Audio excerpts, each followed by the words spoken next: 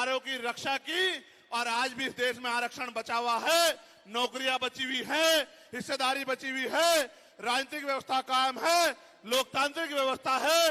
तो धन्यवाद करना चाहिए उन जातियों का जिन्होंने अपने प्राणों का बलिदान दे दिया, लाठी डंडे खाए, गोलियां खाई, लेकिन अपने अधिकारों को छीनने नहीं दिया। सब लोगों को उनका धन्यवाद करना चाहिए। लेकिन दुश्मन का ये षड्यंत्र है और दुश्मन बड़ा समझदार है। दुश्मन जानता है कि 2 अप्रैल 2018 के बाद में ये दलित समाज एकजुट हो गया था। जब दलित समाज एकजुट हुआ तो वो ये सोचने लगे कि इनकी एकता को कैसे तोड़ा जाए। आप और मैं जानते हैं, जब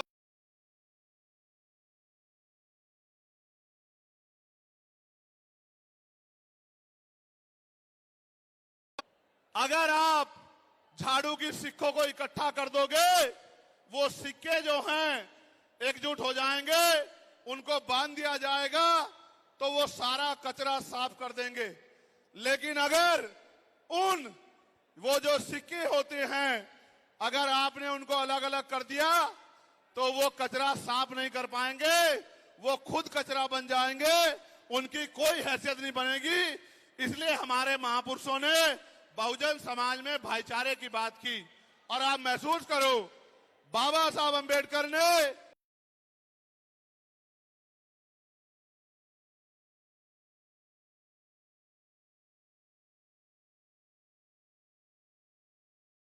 अपने विरोधियों, बैरियों के खिलाफ संघर्ष भी करना है, अपने अधिकारों के लिए संघर्ष भी करना है। मैं जब देश के बाहर गया तो मैंने देखा कि वो लोग तरक्की कर रहे हैं, उनकी जिंदगी खुशहाल है, उनकी जिंदगी अच्छी बन रही है।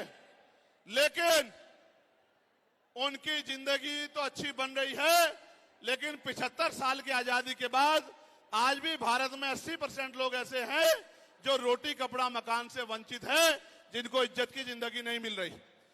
तो मैं ये देख रहा था, मुझे बड़ी खुशी हो रही थी। लेकिन जब मैं भारत की तरफ देखता हूं तो बड़ी निराशा हाथ लगती है। फिर ये महसूस करता हूं कि आज जो कुछ हमारे पास है वो हमारे महान पुरुषों की संघर्ष की वजह से है। अगर हमारे महान पुरुष संघर्ष नहीं करते तो जो आज हमें मिला है ये भी हमें किसी कीमत पे नहीं मिलता। आप जानते हैं, हमेशा आरक्षण के खिलाफ चाहे सुप्रीम कोर्ट हो या मनुवादी दल हो, सब लोगों ने आरक्षण को समाप्त करवाने के लिए एड़ी चोटी के जोर लगा दिए। और इसका सबसे बड़ा हमला इस पे कब हुआ, जब 10% ईडब्ल्यूएस लागू हुआ। मुझे माफी चाहते हुए कहना है कि हमारे दलों ने भी हाथ उठा के, जो हमारे पूर्व के दल थे, उनका समर्थन किया, जबकि वो आरक्षण पे सबसे बड़ा हमला था। अगर उसी दिन हम लोगों ने सड़कों पे निकल के अपनी आवाज को उठाया होता तो किसी की मां ने दूध नहीं पिलाया होता कि वो दोबारा आरक्षण पे हमला करने के बारे में सोच लेता।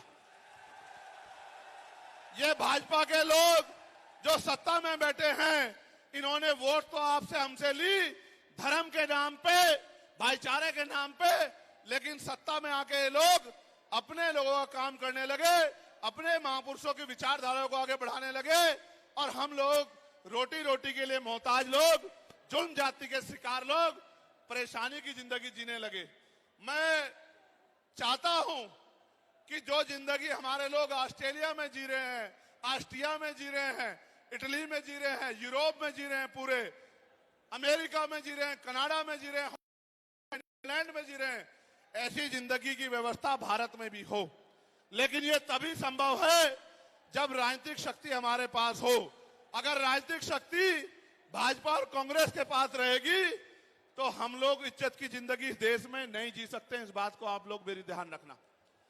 ये मैं नहीं कह रहा हूं, ये बाबा साहब अंबेडकर ने कहा, political power is the master की। राजनीतिक सत्ता वो चाबी है जो आपकी सारी परेशानियों का हल कर देगी। और राजनीतिक सत्ता जिनके पास है, उनके लोग हजारों हजारों करोड़ रुपए लेके भाग जाते। उनके लोग, उनके पूंजीपतियों के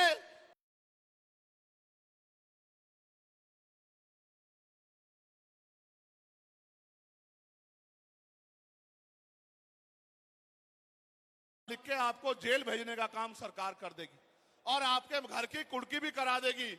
आप किसानों का, मजदूरों का हाल देख लो, आप नौजवानों का हाल देख लो इस देश में क्या है।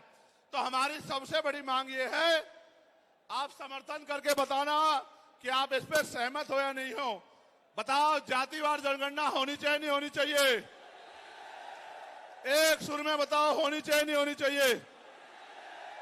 साथ साथ इस देश में जातिवार जनगणना के साथ साथ जितने भी सरकारी संस्थान हैं